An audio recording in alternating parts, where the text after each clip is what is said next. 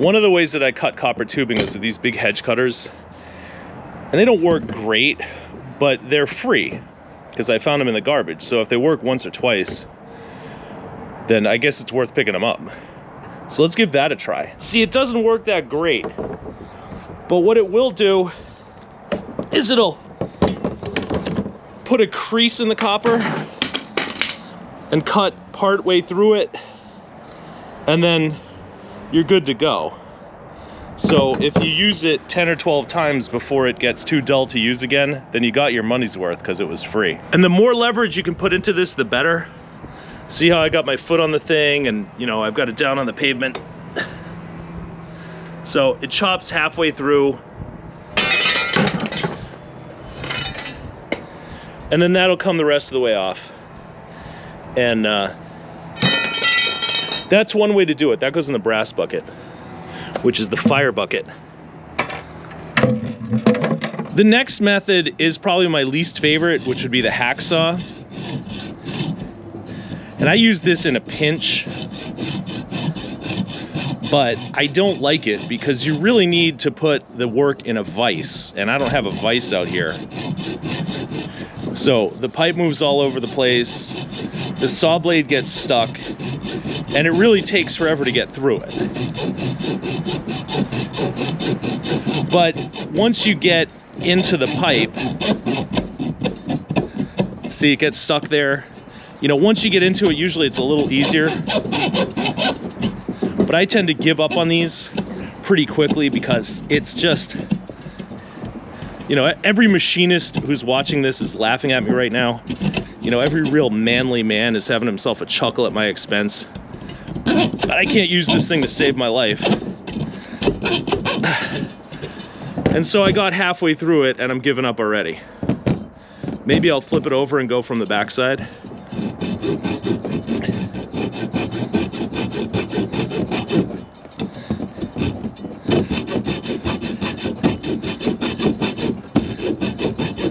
So you can see how if you had it in a vise and it wasn't moving all over the place and you have a sharp blade, maybe this would work right. But right now,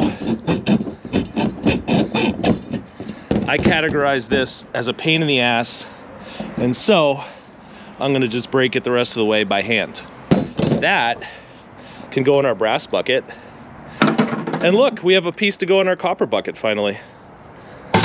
And another problem with the hacksaw is you get all these little copper filings everywhere, and that's not good.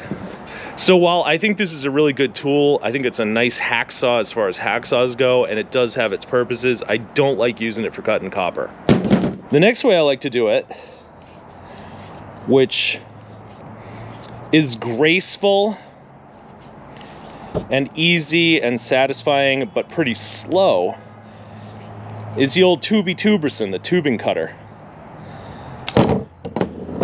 See how that went through that like butter? But if you have to do a lot of tubes, this kind of gets slow. This is a Superior Tool one. I got that out of the garbage, I'm sure. But these are pretty cheap. And it does a good job. So that's my favorite way to do it. Also, I don't think the guys at the scrapyard really want steel handles on brass valves, so I like to take these off. You know, it's just courteous. All right, for our next methodology, we need to go in the Glovey Gloverson and get our safety glasses out because we're going to be using some harsh impacts. Get your hammer, get your hatchet. You can also use a chisel. Hopefully the hatchet is sharp. Mine's not that sharp. And then you get your piece and you make sure that it's firmly supported.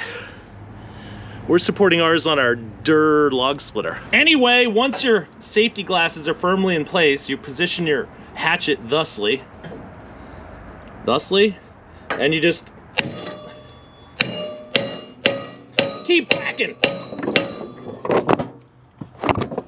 I think the camera kind of fell over, but see what we did there? See that beautiful gash It's nice when your pipe gets to fit into a beautiful gash. Anyway, we can finish the other side.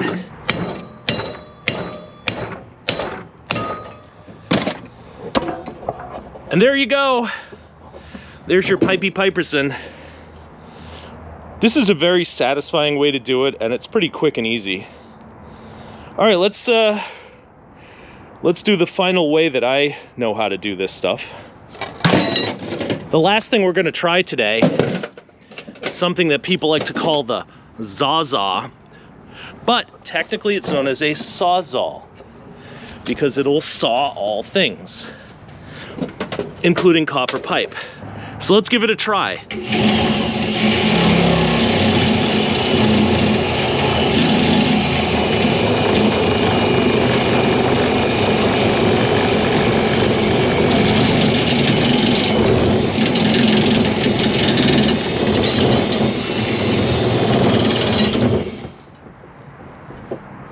I think I have the wrong blade on here.